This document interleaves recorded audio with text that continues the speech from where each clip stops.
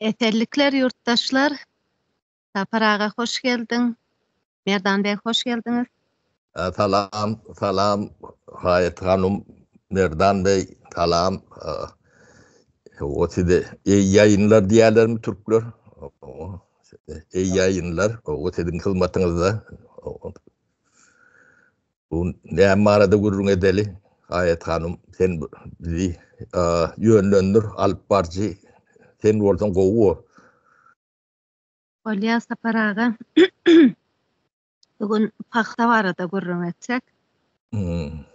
Sizi neme o hocalıkta spesialist kökümünde çağırdık. Öňünden ötün sorayat bugün sizi biraderak köprek gurlederiz Taparaga. Zelel yok, zelel yok. Bu ara Covid olupsanız geçmiş olsun. Sağ ol, sağ ol. Covid bollu diýlen o Covid bilen flirt etdi dip şu täze Covid adı flirtmişin. Şunlara kadı var. Bugün pakta var da gurrun edel Taparaga. Bolya. Ene şu 60-njy ýyllarda Sowet Soýuzyna gideli 60-njy ýyllardan soň Orta Aziýada gaty pakta ekilip başlady. Munyň pigam 80-nji ýyllara gelýärdi. Şol pakta ekilen wagty neme? Gaty gadyrlydy we munyň adyna da Ag Altyn diýip paktanyň adyna boý kän ýygallara syýlag berip gahrman adyny dakyp şol pakta ýygymynda 2-3 aýlap mektepleri ýapyp büdjetni işgärleri nemeni studentlary çelli hemmesini pakta mobilizat etdiler da. Hemme şu 6-njy klassdan başlap pakta uğraýadylar ýa. Şu wagt 6-njy klass 12-13 ýaşyndaky çağalar bolýardy. Şeýle bir neme döreýärdi. Endi bizem şonuň içinde bizem 90-njy ýyllaryň nemeleri, çağalary bolan soň bizem biraz bilýär paktadan. Şeýle bir neme döretýärdiler atmosfera. Näme diýelim ýanak çreзвычайный situasiýa döreden ýanak hemme zat durdurylyp diňe pakta mobilizasiýa hemme zat pakta üçin diňe pakta ýygmaly. Şo ýanak bir neme sirida döretýärdiler da. Indi şeýle bir soraw bar Saparaga. Siz owa hojalykda spesialist köküminde bu derecede 12-13 ýaşly çağalaryň zähmetini ullanjak derecede bilimi 2-3 aýlap ýapyljak derecede bu pakta şo wagt neme girdeci getirdimi Sowet Soýuzyna? Näme üçin bu derece gaty gymmat tutdular bu paktany? Mun näme üçin sorap otyryn sebäbi? Ine bizim garaşdyrmyzy aldygymyza 30 ýyldan geçti we häle şu pakta kulturasy dowam edip otyrda. Ine şunu tomaşaçylara anlatmak üçin näme üçin pakta bu derece gymmatly taýylýar bizde? Şunu bir düşündirip berseňiz. Bor. Gatgo soraw, bir gıýytka gurlap bunu düşündip bolmadymy? Nemeti kıyınrak bolmagy mümkin. Ýöne da yetişmedek o wagt uldar o bolmasa ýene de ortapar gaýtyp geler. Pakta Türkmenistan nemesinde iqtisadiýetinde. Indi Sowet döwrüniň iqtisadiýetini Sowet döwrü ýykylan soňky iqtisadiýet bilen deňeşdirmek bir gatyr dogry däl. Ýani planowy sistemada bir öz bolşuly bir nemeler bar da onu men size detallaryny görüň berip oturmaýyn. Ina pakta sektory bar da pakta. Onuň paktany gaýtadan işlenýän Senaat ministrligi bar. Хлопкочистительный ministerstvo хлопкочистки. Şu ikisinin önümü en soňy konечный produktadan, ýani soňky önümden hadaplanýar da. Näme? Türkmenistan iqtisadiýatynyň 31-33% tutýar. Onuň näme diýmek? kitap derler. Kat uldat. Yani Türk Sovyet dövründe Türkmenistan'ın iktisadiyeti nemesi için. Partana ayırsan yani 33%'ni o bir Republikan gelirini yirdeçisine ayırsan yaylak kolyanın ödünü getirip bilersiniz. O. Şoň nemesi bu öönümün katı ulluğunu şol döwür üçin şoň önemli Müslüman iktisadiyeti üçin önemliliğini düşünüp bolar yönü. Bunu yani Sovyet adam siyalak Sovyet Soyuzu'nun porçkotundan ya apşiketinden seyreden de şeyle o yönü hem için partek bu 30%'ni şu budok tutmalı. O Özbekistan'da da şunlarlaktır. Özbekistan'da belki de bunun yani 33'ten kendi olma mümkün. Ben diyor Özbeklerin statistikanı bilemok. Ben Sovyet dövrünün statistikasını köp Sparta değiştilatlarına hem de yattığını diyenler. O ben hakikaten Spartacılık memleketinden spesialist ödüm. Sayul meçhulüne da değerli yakı dünya meçhulüne spesialistlerin bir yerine. Ben yani parti teklerinde işleyen demediyen traderlarını hem de tanıyandır. Bu adayım bizim dövrümüzün adamları generasyon değişti de. Der Sovyet dövründe şol neme bunu yöne bunun yerine misal için ne bizde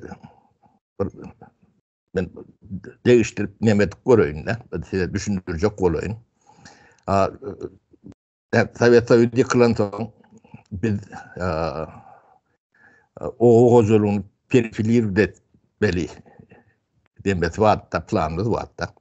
O şunun içinde en önemli yani en peydali o öyle en ulu efekt verecek en ankat yani tuğa azalyan bizim dememizde köp parametreler boyunca avat gelen ürünler var da şunun içinde en yukarı nemesi rentabil nemesi üzüm. Bunu biz reform edip başladık. Sovyet Azerbaycan bir savkoz vardır. Aşağıdan 29 kilometre nemede gel orada yerleşenler. Şunun üzümçülük bir nemesi böyle vardır. Meyvecilik görünüyor üzümçülük olmadı. Şunu biz hususi eğitçiliğe geçirdik. Öyle vakti iyi doğruda geçirdik. 92. yıl geçirdik. Şu pratet devam eden orta ben düğüne çıkışımda ayttım. Şunu o Türkmenistan'da yüzlerce bin zavod ya da üzüm nemelerini işleyen zavodlar yani üzüm tuğunu diyen, üzüm varenet ne diyen, kişmiş ediyen yine de üzümden çıkan zatlarken o yüzlerce şoları alak zavod, fabrik olurdu. Şunu öyle katriyaller yani şunun bir 4-5 tane kateline şu pratet yol alayattı. Yani reformanı kurulu verdik, onu yaptılar. Şu üzüm zavkozu var, Sovyet Azerbaycan'ın. Ben 94. yılda işten ayrıldım da, orta arasında. Yani 96. yıl bana yani Türkmenistan'ın gelen hakim zat bolup gören adamlar bir tane gurrum gösterdi. O üzümü dedi yürütü uğrattılar dedi.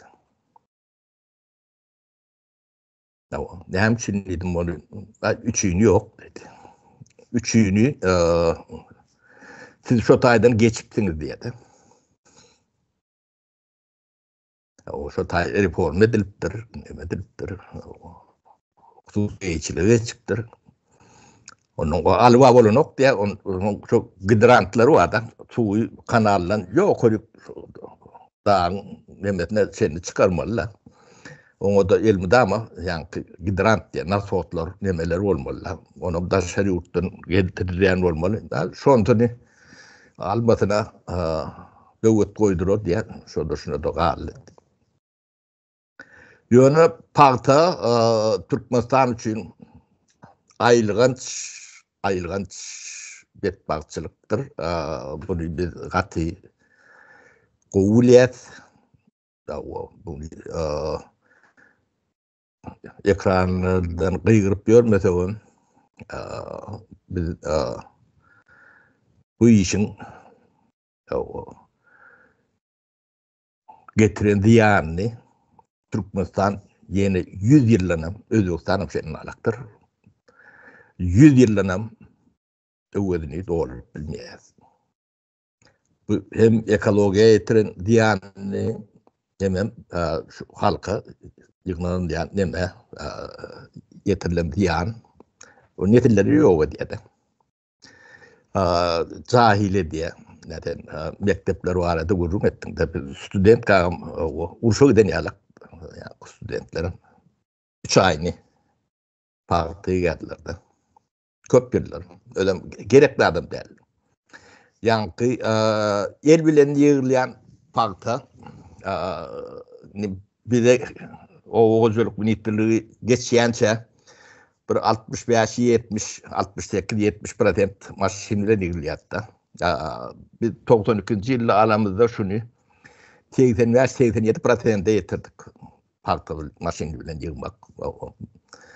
Onun şu yemelen studentlerin yığıyan partası vardır. Onun okuyucuların yığıyan partası. Şunu ben kabinette, yani oturun yerinde bir yıllar şunun akıl veren nemetini yatat verip biliyordum. O 1,5%'den geçen nokta 1,5 katıydı 2%'den. Onu yani perrasot bollu, uyuktlama bollu, aktifim o şey demedik bolya. O gerekli derler. Yönü siyasi yolbaşçılar var. Bunu yani bu propagandasını önemliliğini halka düşündürmek için ya da yukarıda başlıklarına iş ediyen görkezmek için edilen vaatlar. Bizim birinci kriterlerimiz vardır. Onun köpüsüne ben şeyle yani gördüm. Kapur funun niyaz funa çendi.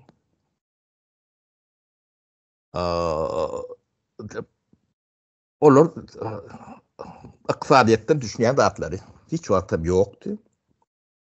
O davay diymeyen bilyeler, o kadrları ortaya çıkardı. Ona da ullokan demesi yok. Yönü demetine uğra limitler var. Şu limitin pırderinde. O burada atları yediyerler. Burada atları düşünenler de hiç zaten edip bilmeyeceklerini düşünüyorlar. Onu çok düşünmeyenin koğu da. Yani taparağa düşündü denin neyme ördü. Halkın 30 yılları halk düşmanı. Olurum şöyle realik olur da. Düşünen olur da. Bir de tabi yıkılan son olur yıkıldı mı kanlayıp yeri halka verecek olup tın mı kanlayıp nemettik oluyor. Yıkılan yalan ekeni. O akbatsan yerine sen elur olmun deyip bir de itten çıkardılar ne. Bu nemeti şu yönü bazı iktidadiyeti nemetine bu hata ne değil bu hata antattır.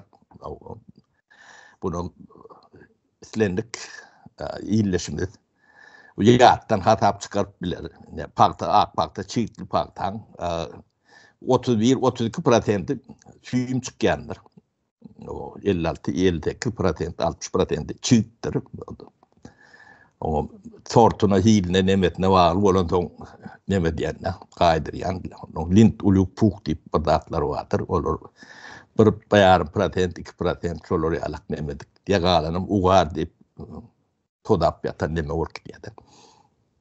Indi 1,5 milyon ton, 1,5 milyon ton, ne şondan kendi ýyglary ýokda Türkmenistan'da. Yani kendi ýyglaryny şo diýip hata bedeli, sanamak antat bolur ýalak. O son 3'den biri süýüm bolýar. O siz sony 500 milyon ton süýüm diýip alın. O ingidan bazarda o 1 ton paýta süýümniň bahaty hani o Türk bunu ýa-ni satyja $1,000 töwereginde bolýar. Olaryň 6-7 sort bolan soň ortalama neme alýar-da. O dähli önümiň bahaty jurnalak bolanda paýtadan $500 milyon ýa-ni brutto o da netde däl, kär däl, onu ýa-ni satanda gelýän pul. O 700 milyon tonlagy çykýandyr, o da ýag edersin, şulk edersin. Ondan bir ýa-ni $50-60 milyon şondan kän ödüm çykan o. Ne boldy? $560 milyon. Galana oňluk boldy. Hem bejetni oşoňda da bir $2 milyon, $3 milyon neme etýändir. Gara artı ulen alıp nemeden de şu 600 milyon önüm çykýardy. 600 milyon önüm bu kendi atma, az atma. O şunu sizin düşünmeğiniz için o arada biz bir gurrun edendir. 20 harf var arada, itere var arada. Şoň 1996 ýylda alan arasa käri $650 milyon. Sen ýa-ni öndüren önümüň halkyň 70% gatnaşyp okuwny, mektebini, işini taşlap öndürýän önümüň bahaty 600 milyon. Bir adam o Türkmeniň gazyny tatyp $650 milyon ýydy salýar. Deňeşdirin ödem bunun hemmejesi dokumentalny patyrjon hemmeden faktlar her aýdan tözümlüğüm ýydyna durýanlygymyzam onu aşansyz waýdaýyn. O şular ýalak demäni eşden cemaat diýinmi, halk diýinmi, ýa-da döwlet diýinmi, ýa-da inteligensiýa diýinmi. O örwekden galyp bir topar soraglary ortatmalar. Olin bizim jemgyýetimizden çykýanlar.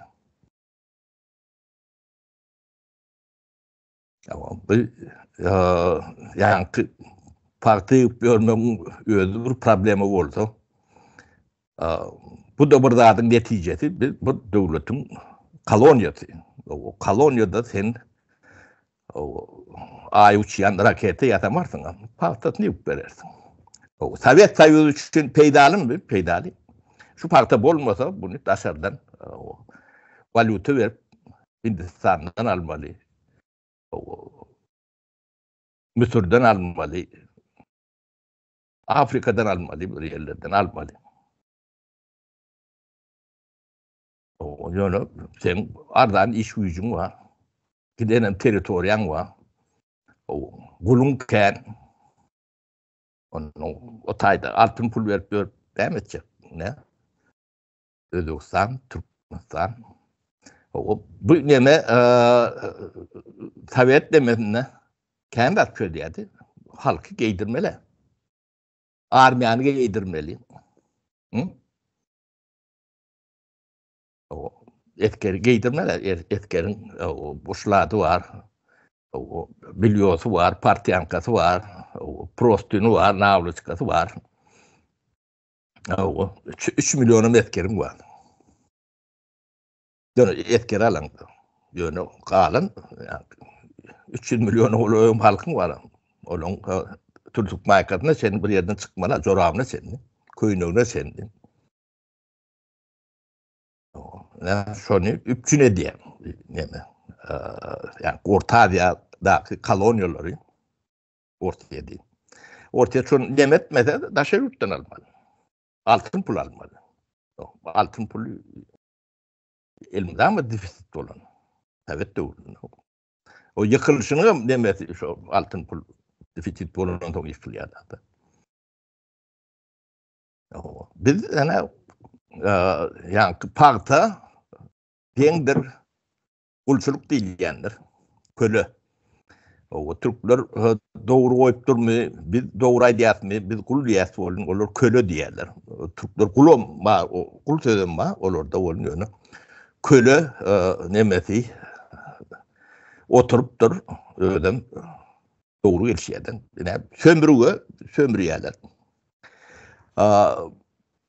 İnni şu partan getiren diyanını yine de 50 yıl şu tayda neyme kadansan şu kadanan nemeyene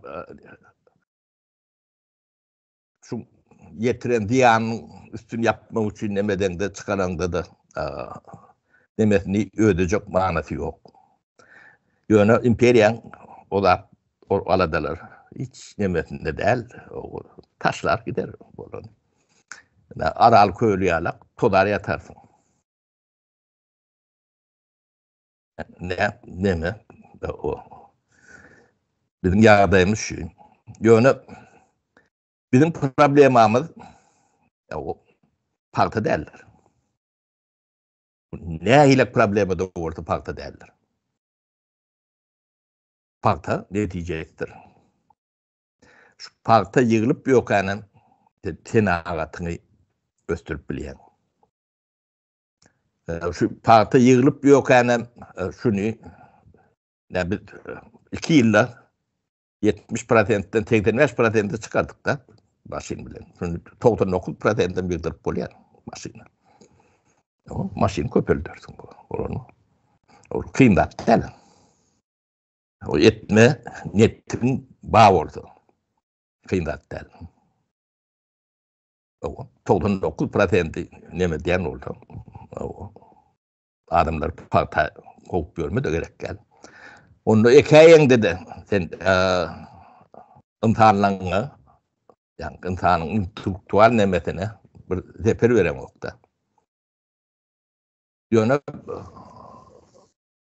bizim dememiz parta bilen şu yalan propagandaları bilen bizim cemiyetimizin içine yalan gitti de. Fakat o değil ya da yalan bu cemiyetin ahlakını atıp oluyor yani onu gördük. Ya ben parta ne ahiyle gervetom orta problemi parta değerler diyen bizim problemimiz Türkmen'in belki de özgün şeyler aktır. Kendi içini doğru bilem o. Türkmen'in ahlaksızlığındandır. Bir kat ahlaksızdır. Bu bir ikinci hiç samimiyetimiz yoktur. Sizin partiyanızdan amaylanıştır. Kalanlarınızdan. Ahlakı yere düşen millet yok olup gitmediler. Başka çıkargadan oluyan neler? Ahlak yok olsa ne kanuni işler, ne başkaları işler, hiç de işlep bilmez. O samimiyet yok olsa da hiç de edip bilmezsiniz. Samimiyetsiz adam bilen. O tuvalete vurup bulunok diyenden ben. Yani, Türkmenistan'da tuvaletin kurulmayanın büyük sebepleri. Bu bizim milletimizde samimiyet yoktur.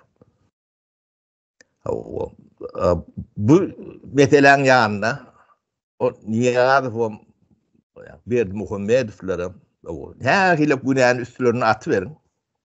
Yankı meselelerin yanında olonku günahları cinlik yaraktır. Sebebi Niyazi o şu ahlaksızlığın, yalanın, tabimetsizliğin ürünü, on tögürüğün näkilerim şoň ürünü, Berdimuhamedowam şoň ürünür. On tögürüğün näki nemet ürünür. Ahlak yoktur. Tamimet yoktur. Hemme dady yalandır. Her kılına bir yalan çıkýandyr. Yani halk matlagyndan alyp görün. Yani şu taýda oturun, ýaşurlyň. Ne men yalan ortaňyzda, başyňyzda diýip gıygyryp durdy. O Türkmen şäfak salýar. O halkyň betbarçylygy şu taýdadyr. Bunu şonu düzeltmän, yani iki mesele vardır. Siz prezidentiniz sapar çalışın. Gerek olsa günde çalışın. Hiç de olmaz. Olmaz mümkün değil. Yani siz köpüğünüz Türkiye'de, Avrupa'da yaşap, işlep yönetiyorsunuz. Samimi değil adam bilen iş edip gören adam ini. Görmüyorsunuz. Gören olmamı mümkün oluyor işinin neticesi. Plaçevni diýerler ortalar. Göz goýun ýagdaýdadyr. O samimiýetsiz adam ýer süpürüp biler, hyzmat edip biler. Akıl getir, pizza satyp biler. Ýa-da dargadyp biler. Şonnalyk nemesi var, o ýöne paýta ýygylmaly däl. Bunu birden goýup bolanokdy. Biz bunu gatyp ow üçin ýazdyk. Birden ýurdun 33%'ini tutup duran bir pudow sen o ertir turduğundan yaptın. O öwrni doğrup bilmeýän. Giden halk o yerden çörek ýemeli. Bu yerden gelir gelmeli, gitmeli. O bunu kendat bağlı. O şoň üçin bunu etap alaldy. Ýöne paýta düýünden ekilmeliler ile men tarapdary däl. Ýöne ýa ekin arasy ekilip bilmeýärdi. Wiýanam ýok. Ýöne teň milletine geýmäli, gitmäli, demetmäli. Ýetýär. Onu maşyny ýan boldy. O hazırnam şu wagt Türkmenistanda 18, 19, 20 sentler alýan bolsa. O İsrail'de geldiler 70 sentler alýarlar. Hemmetinde maşyny diýen. Şonda Allah bolanda Daýhan o peýdasy bolsa ýerine eker. O sebäbi daýgançylykda bir sebabarot diýip bir zat bolýar da. O 20-30 ýyllap şu bir ekendadyň ekip görüp bolany. O sebabarot bolmaly, ýa-ni aýlanyp durmaly. Bir kiýilen, bir küçülen, o başga da öwürmeli. Näşe sebabarot üçin ulan bilnýär, o da size ýetýär. Ýa-ni halka giyim geçim neme, tekstil neme götürmeli ýetýär. Bu ýa paýta eken bilen Daýhan on kaýyn paýta bilen neme edip görün o kaptanny başga da adam edýär. Mahal taklıyor. Yani önümçülükte bir zatları öndürüyor, ne medya. O hocaların yani dünyada işleyiş nemeti şunlarlıktır. Yani ne şurada da bu da arpek nemet görünürken yekkeler onu ödü göğürt o da başka dat bilen meşgul oluyor. Orok gelende oraya tavsırıyor. Son bir günde de sürüye. O kalan wagtda başka bir topar käri hünäri nemeti var. O hojalyk nemeti şeýlerek nemetmeli. O bolmaz üçin birinji yer halkyň eline geçmeli. Hususy geçmeli. Şahta geçmeli. O çuğun şahta geçilikden bile sonra verip koyun. Yok. Ýöne 93-nji ýyl, 94-nji ýyl, 95-nji ýyl, ýa-ni 100% 96-njy ýyl şahta ýeçiligi geçmeli. Özüm şu arada edilen iş şeýle uly omgar düýpli özüm profesional edilen işler vardı. Onu dilini almala korkup görün ýagdaýa geldiler de. Şonu edip görün adamlar hem becesi. O köpde ýok edildi. O getatarak nemelerin bir diyalak. O halka düşman edildi. O bizim günahımız size yer verecek bolmak. Şo yer berilen bolsa ben tüýneme aýtdym. O hojoluğunu alıp görürler. O hojoluğundan başka da ol bir multiplikator hemme erik girýärde. Degiye neme diye. Şu partadan alınýan nemen bir 80-90 etsetini yani pul oyuncu öğrenim çıkýardy. Ya düşünüp bileýän.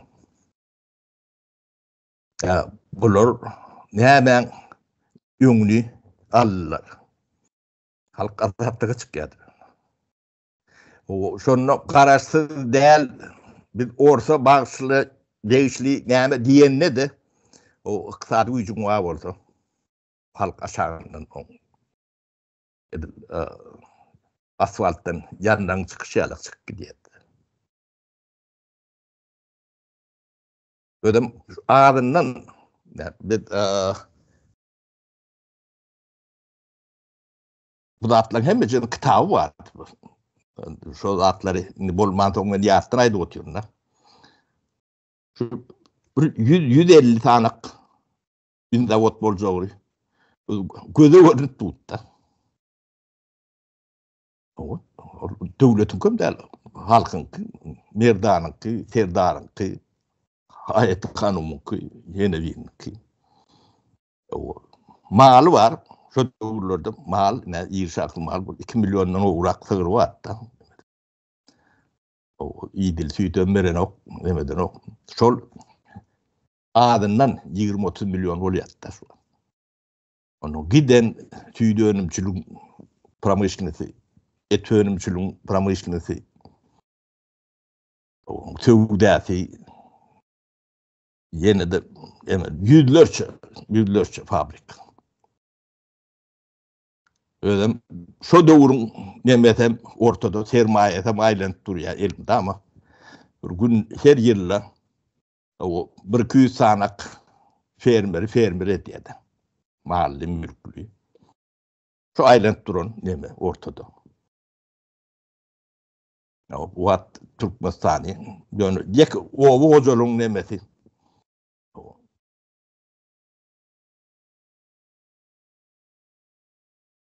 Atı ütküşükler bolýardy. Onun hemmejesinin kitabı vardır. Ýazgyly nädip bolýar. Nädip o ýyllar nemetini çendi. Yani edilen iş bizim döwründäki edilen iş Türkmenistanyň taryhyny olar ýala guramoçulukly, düýüpli o edilen iş ýok bolmady.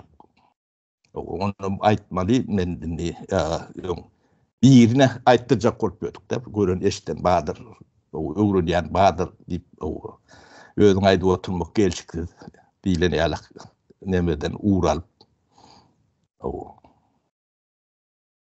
Türkmenistanyň taryhyny bolmady.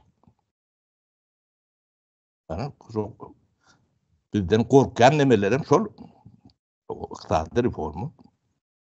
Ödem şonu etmeden şun oğulağımız boşak kalındı. Şu ýagdaýa geljeni 92-nji ýylda aýdýardyk. Şu 20'lardaky setleri bir yerlerden ölüm soňy bir yerlerden çıkararlar. Yani şonu rahat aýdýardyk. Ödem karşymda ýörüýte de taýinlýardylar. Ben barda ýadyma düşýär onu. İstanbullu bir ýigit men şu ýygnakda badym diýip maňa zang etdi.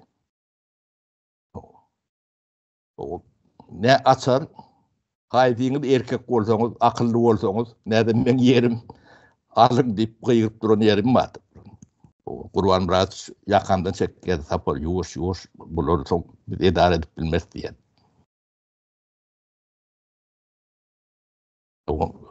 Yani köyünü kalkoz başlıklar, kâvirleri, vay olur diye de yer verdim. Vay olur, sana yer verdi ol yani.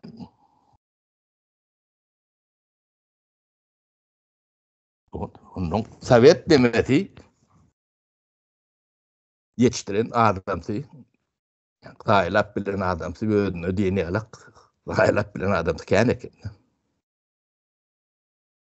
Onun revanşını nemede, oncuk bu tarihten çıkış vardır 2002 yılda. Şol komünizmin täreden qaydyp gelmenin revanşıdır. Şol bayramçılık etdi. Çapak salıp bu.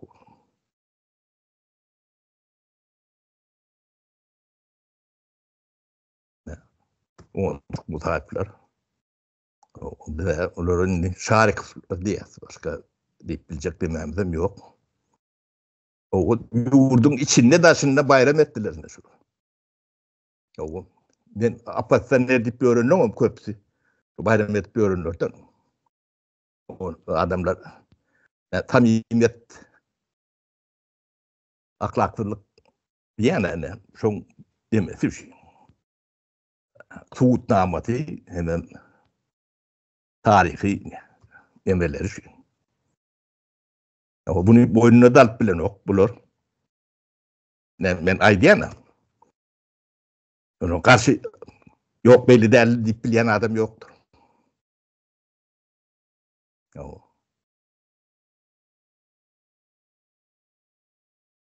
Ben yani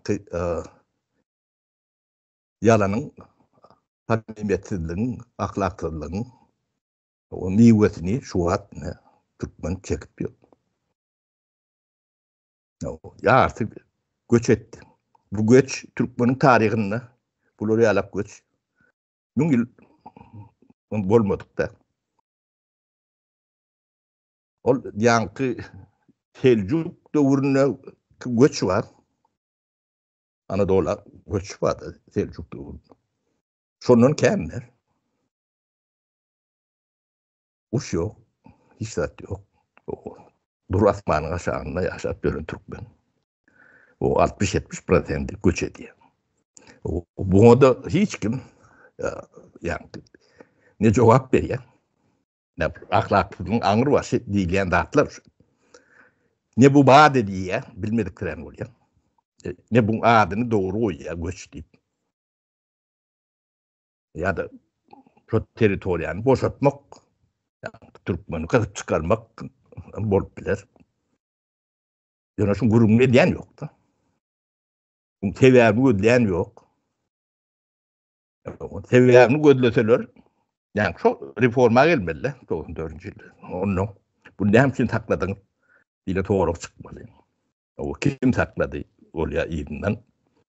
O kimler? Suat nehiyle? Suat ne şular? Şu partani devam etmiyorlar. Yani has elbetçetlerde Suat nesi praten maşin ilgilendiriyor diye. 20% yoktur. Elbilen ilgilendiriyor. Maşin pulodur ya da. Altın pulo. Türkmenistan'da partiye gelen maşin çıkarır mı? Onu kim alacak? İşçi ucu bakan. Bulun uzak yaşanı gerek gel. Türkmen gelinleri partiyi doğursa buraya. Bulun uzak yaşaması gerek gel. Bulun sonuçta medisin hizmet daha da gerek gel. Partiyi için 40 yaş 50 yaş onun ağrı yaşaması da oluyor diye de. Siz ne partisi yetiştiriyeniz.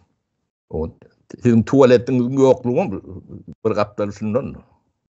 O orada yani medisinski emeleri sürü deneleri yapanlar niyadır. Doğru, yadında düşen oldu. obrutlarda, etraflarda balkinkaları, balnitsaları. O gerek gel. Deme. Yani ölür diri alın partiye.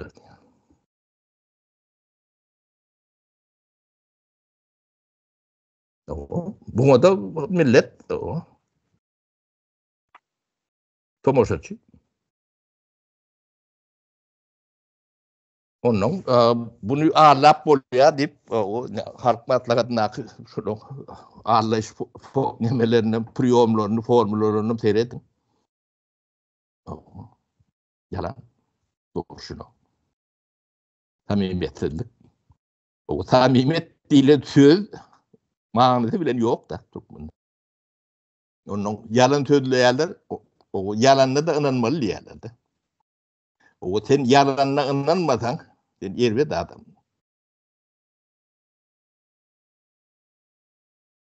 Bizim yemeğimiz gayet hanım ben yakıcı ödüm burada oturun o söz size ne bedeyim.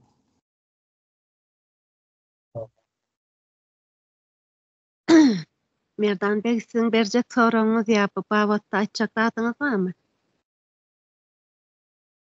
Nazik koşayın. Ne şu yalan durmuş paralel dünya deyip var da tutmasan. Buna inanmasan yana karşı çıksan sen bizden değil yani. Sen düşman değilsin de. Ya sen bizden değil de ya. Şimdi şu pahtayı bölün halkım sen akıllı oldun mu deyip seni nemetmekçi da. Taşlayacak, kesekleyecek. Değerli diyecek, akıl oldu diyecek bana. Neme? Ben olmayacak. Çukurcuk kadar içine düşeceğim ha. Öyle deyip durun.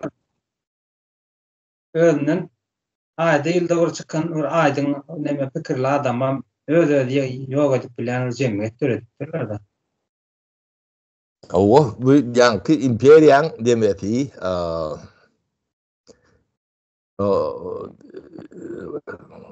wish pilotaj değil ya da şolar yalak yankı New kolonyalizmin tömürü nemeti yani koloniya olanlarım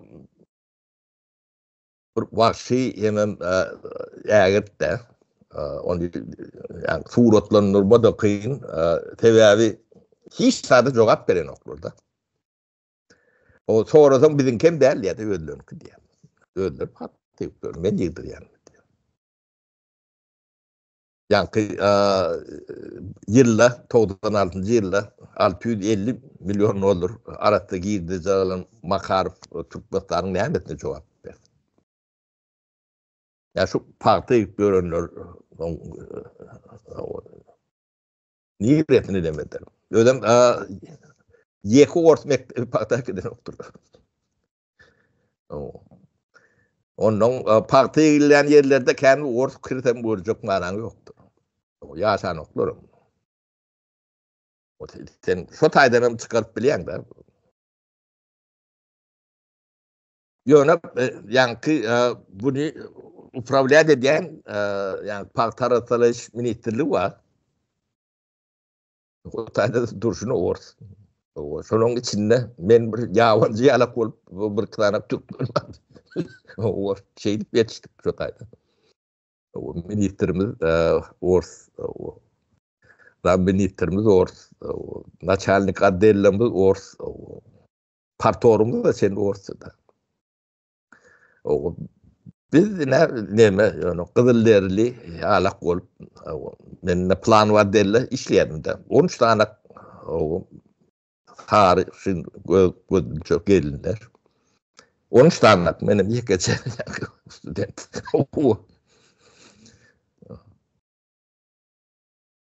o böyle kadderlerim şolar yalak yani öğrendik kendi öğrendik.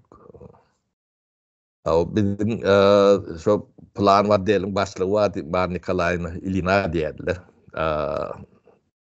Orta bilimli yolu tönüne doğulan şöyle yani uşudaki haç var ya şu kaç bilen bile gelenden çağalar şöyle. Evet. O manikalarını icna diyerler. O şeyler bayoy neme yani ben İslam'da 60 yaş aslında da. O Karol Xlopka diyerler. Yani Sovet tayudu yani onu pırnava dedenler. Paktan kralçası. Deyip o ahli Sovet ministrin daklatlarını, rahatlarını soyat beriyette. O şeyle nemedi. Benim çok eline yetiştim. Ben son ulen neme, son pente çıkanına. Agraprom burlunna nemedenle onu köçedindiler. Olun ben o gelmen yanında olup onu bir kil hosasır ettim. Başka da vardı bir 4 tane karı vurttular. Yani oturduğumuz oluyor. Ben şolor yalak bir vahşi neme bunu sebeplerini bilmeyen bu meseleler çözülmesi kıyındır. Şu hatta çenli bizim cemiyet neticeleri bilen neme diyorlar da apillir de diyorlar. Niyabıs günahkar, Berdi Muhammedov günahkar neme diyor. O günahkar, urrum yok. Yakmalı, asmalı da yetti ya da. Yani olurum buradaki neticesi. Böyle şu ahlaksızlığın neticesi, samimiyetsizliğin neticesi.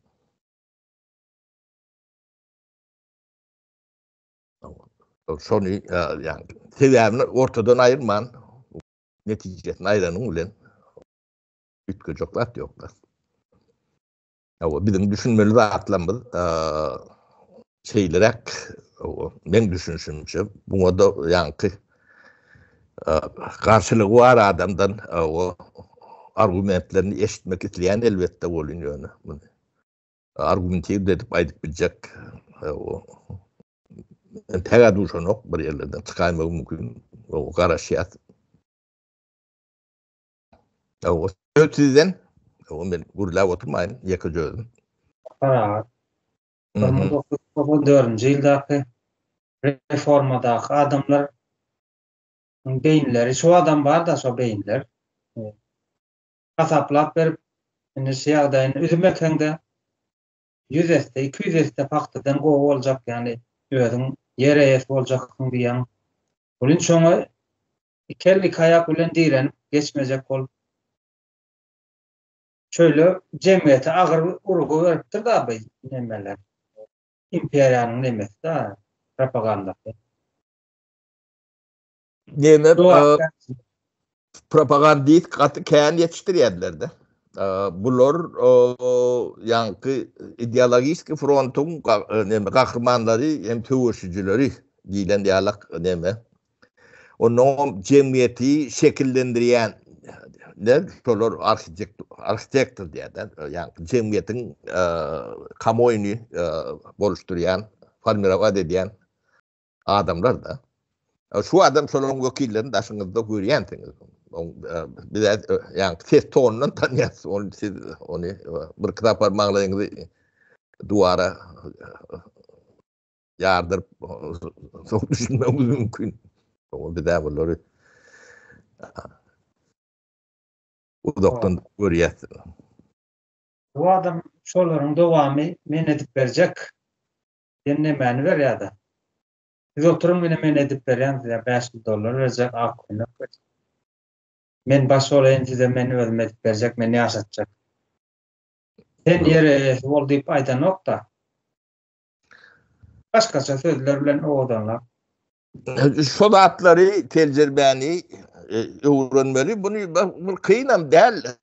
Yani şu sabibet diyen düşünce, o ahlak diyen düşünce otursa, bunlar yani elekten düşük kalıyorlar. Moment, görünüp durar. Ondan ki adamlar ne yani birleşeri zaten kıyıp görün demeler çıkıptır da. Bunu 30 yıl eşlik geliyoruz. Neme? Bizim hiç kim bilen problemimiz yok, ne özünüz bilýäňiz. Yani çayhanada yani bizim meclis dememizde hep birine problemi var mı adamlar arasında?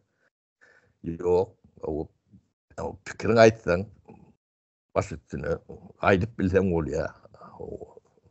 Bırak etjek bolsaň diýen wa bolsa ona diýen. Nähilek demem. Özüm biz yani meclise kapısını kakıp döşünden itilen adam bağ olsa ne bize görkösünler. O biz gelliklerini bunları kabul etmedi. Ya biz çıkış edecek olduk bunlar dinlemedi. O son deyip bilen adam olsa ortada. O bizim bunlar bilen yani yakı bunlar bilen ne? Hiç kimde problem yok. Bir Muhammed filanın problemi yok. Onun hepsinin ödülleri bilen problemleri var da. Şimdi samimi değil insan yani bu medisinada da psikologiyada da bu sosyal bilimlerinde de bu zatlar hem meselesinin suutnaması var da. Yani razdvayen ilişkisi değil yani. İkiye bölünen adam. Yani köp yüzlü adam oluyor adam. Bunlar iyiden bir tüytlük öğlen başka tüytlük akşam yeni başka tüytlük. Yani hem meselesi bir balanın içinden çıkan adamlar. Yani ben misal getirip vereyim. Adamdan adını tutasım gelen noktu olun tutayın sebebi şu da ideyeyle başını çekip gören adam buradan tutmalı oluyor da olmaz bulun adı bilene bir işim yok öder bilene bir işim de yok o ne Murat Kurban o düğün bir tüytlük bugün başka tüytlük yeter yeni de başka tüytlük o ne kuruluşacak kolumuzda hayızın Murat bilen kuruluşmuyor. İrden kimi, öğlen kimi ya da akşam kimi o şular ben tavsiyem yani atlakatım ayna var seyretsinler. Şu tayda o 3 tane Murat olsa onun problemi şu 3 tane Murat bilen ödüller çözülmeli. Biz onu kömür edip bilmeyiz. O der şu bir Murat bolyansa niye karanda da problemidir. Tapavut yok. Adamlar ona ne bakan yerler olun. Sen o fikir et bilersin olun. O görüntü durumda değil. Özüm samimiyet yok. O problemlerim samimiyetten. Bu zatlar hem bu problemlerin biz bilen olduğu değil. O problemler öğüdleri bilen. O yetkililer siz öğüdünüz bilen yüzleşin. Yani bir valaktan bir adam çıktı. Bir valaktan 4 adam 5 adam çıktı. Yani sizin karşınızdaki adam sizin hayatınızı bilen o emreder. Bunu da tanıp durur. Yel hayat tarafından öğütse. Sovyetli propagandistleri alak. Halk batlağatın demesi kopyalar. Türkmençe sözü var, oňurmaz. O Türkler bunu der o demedipler şu Türkmene oğurlası diyorlar. Görüntü durumda atlar. O şoň üçin yiğitler o bizim yani birleşme dargaşma ya olur ya hiç problem yok problemi. O her kimin öğündedir. Yani son çöden ton yani sizin birleşmeye gerek geldi, dargışmaya da gerek geldi. Yani samimi adam iş eder. Yani çözüm gördüler. Şoňa çendi bizim yanımızda varanın bilen ya da birleşenin bilen birleşmeyenin bilen kisat bolýanlar. Samimiyeti yok adam bilen hiç iş edilenlerdir. Hiç yerden. O samimiyeti yok adam bilen başkaları da urulýanlar. O da bir problemi vardı. O sen çağıran bilen samimi olman. Yani buna şey. Yani şulara yani sizin demeğinizde cevap bereyim. Bu cevabın veren ok. Ulumsuy näme diýmediler. Sizi eşitdik. Problemi bizde değil. Problemi özünüzde. Şu şekilde aydayın. Belki de yetir rahat. Meclisli rahatta da etmekleri mümkün. O kim näme pikir var olsa. Türkmenistan'ın problemi sizsiniz. Sizin ne Urvan Ululon ya da Niyazov'tan ya da Oncuk Musayev'tan ütküşük yeriniz yok. Onların samimiyetsiz. Sizem şunu alak. Onların yalan sözlüyor. Sizem yalan sözlüyor. Onların tökme datya. Sizem atıyor. Menkiş.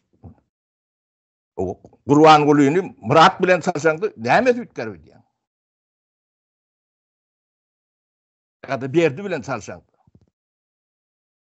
Samimi adam yani problem olan ne dediğini bilmeyen varan adam biz edip bilecek zaten yok. O problema ahlaksızlıkta. Haydi otur. Türkmenin problemi de şundadır. O biz ahlaksız millet. Bunu yankı yüzleşip bilen yok. Onun gayratını satan yok. Samimiyetsizdir. Ödnemeğinizi seyredip kurayın. Ayna seyretsenin bu durumdur. Bu hem de ketel. Bu yankı sapırağın tapandı adam değil. Bu medisina. O araştırmasının demesinin bir topar ılımın yakın medisina da değil. Sosyal ılımlarım, tarihim, şu da atlan hem de su dedi.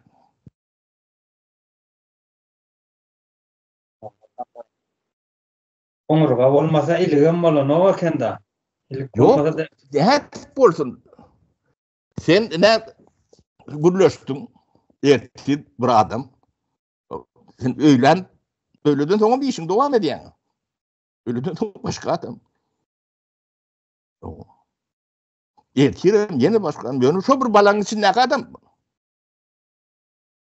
Yani, demeti kapır karop katı şol. İçi tenip dur. Berdim koymadım şunu alak. Şunu alak olmasa şunu alak halk matlakı geçirir mi? Yani, ödüm etmemek koyun. Şun hem de adın yalanlığını ödlerim biliyor. Oturan adımların biliyor. O ne yazık ki kabul ediyor onu. O halkın çapak çalıyor. O çapak çalmasa da doğru bile saldırıyorlar. Onun ağırda da ne yani paktan değil böyle. Gariban. Beylik tarafı. O kul hükmünü. O tayda sen 70% halkın var. Ne bu ağırlı yeri şunlalık halkın 70% cahil. Hemen yani vaktinde imitini almadık, medisin hizmetini almadık, iyidili yaşam şartları bolmadık. 70% millet. Bunun elinde kâr yok, hüner yok, parti yıkmadan başka da adam o becerecek manları yok. O adamlar şundan kaçıp yurdu terk ediyorlar. O başka da alaç yok. O düşüncelerim yeten yok. Tevemden bilen oklar.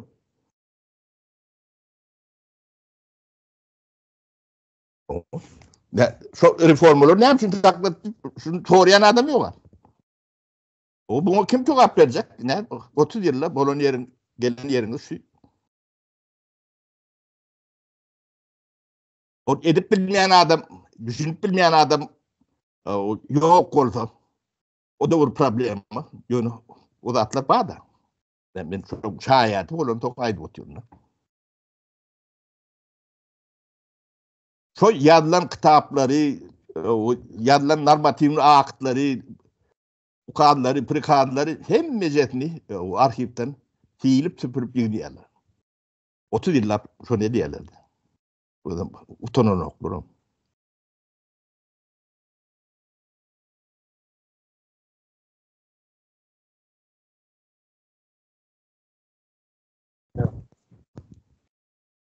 Tapara, Hayat Hanım'ın sorağı olsa Yani dertlerler.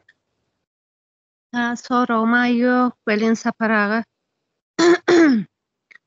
O edip düşündürüp ortağa koydunuz. Boşakladım biz şu ortalarda bir söz var ya. Давайте назовем вещи своими именами diýär. Zatların hakiki adını koymalı da bize tanıdılan zatlar doğru zatlar değil. Mesela mene şu gün bize ağaltın deyip tanıdılan zat taparağa yani kulu önümü deydi, men bana ölüm diyerin taparağa. Sebebi Rusiyanın bize getiren bir ölümüdür. Hayli fiziki ölüm olsun, hayli beyni öldüren bir ölüm olsun, bu bize getirilen bir ölümdür. Bu ağaltın değildir. Hayli bugün bize Milli Halas Ediş Komitesi deyip tanıdılan bir kuruluş vardır. Ol bugün karatilni organdır. Bunun üstüne doğru hakiki öz atlarını koymalı. Şu vakt hakiki bu nemenin yüzü orta çıkýada. Bugün yine bizim başımızda oturan Goşadırnağı içinde men döwlet diýip oturan hiç döwlet däldir. Bu bir toppak bir terör grubudur. Hakimiýeti eline geçiren.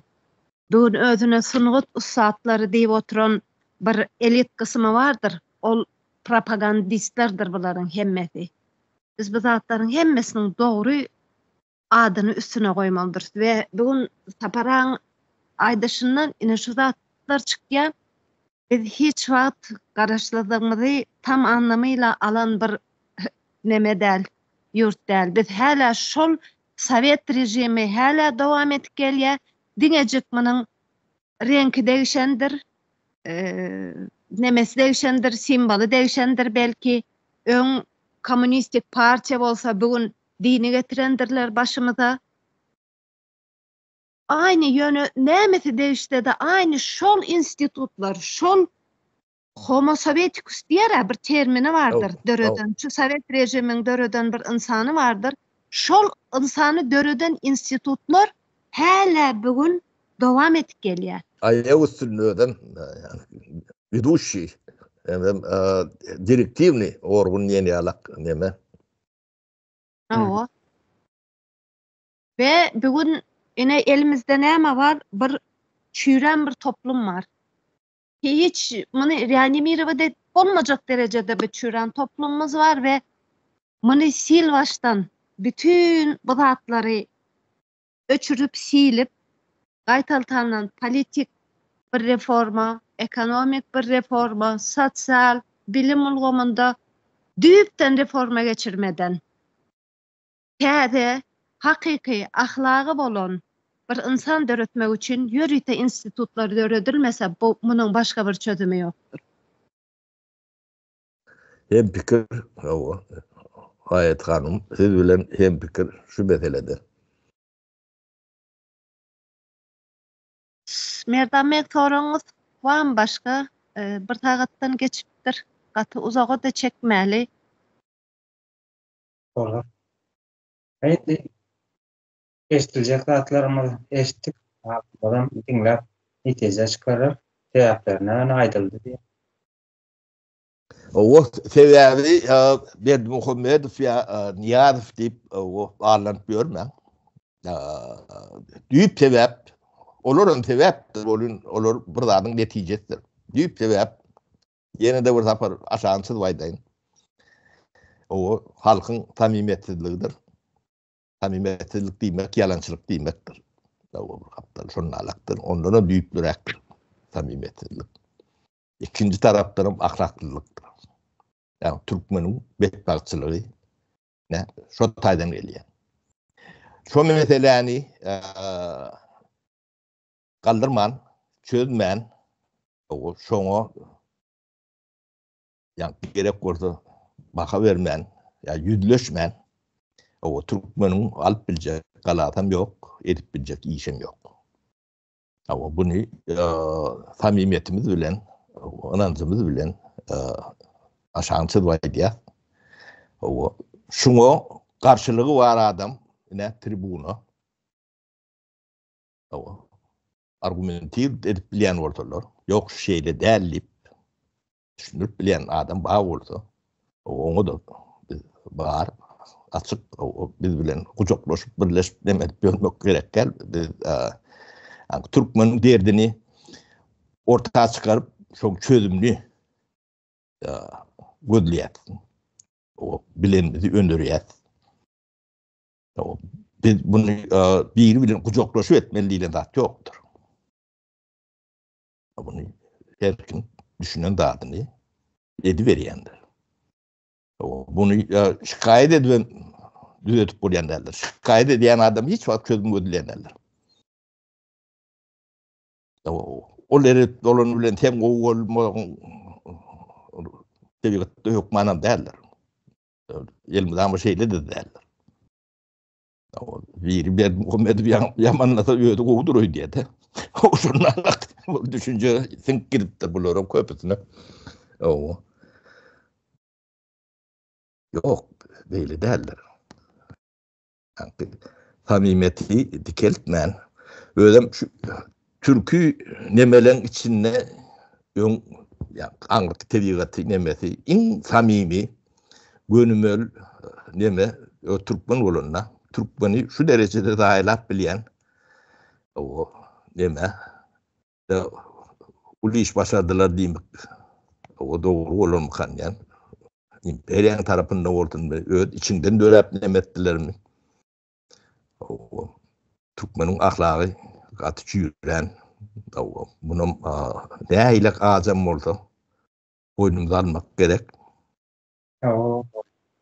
Bunu şunla yüzleşmeyen mesela çözüp bolayan derler. Ödüm bilen yüzleşmeyen halkın önüne çıkmak utançtır. Ayıptır. Günahdır. Ödüm ziyanı kendir. Edecek peydandır. Ödüm bilen yüzleşmen gerektir.